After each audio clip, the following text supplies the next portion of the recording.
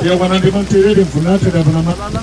dia ambadra zao amin'Andriamanitra rezaka faray masina fa dia manompo sika amin'ny fambolena ala amin'ny taona telo amby roapolo amby roa arivo ity eto anivony sary sika mamanontolo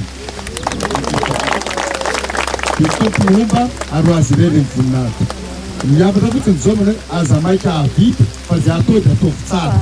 zay aleo lafotsika mahavita kelikely fa azo antoka fa anivo zay ezaka namitambetatsika kanefa tsy vaja le fehitelo teknika anambara teo zay dia miraro sondrilo teny Andriamanitra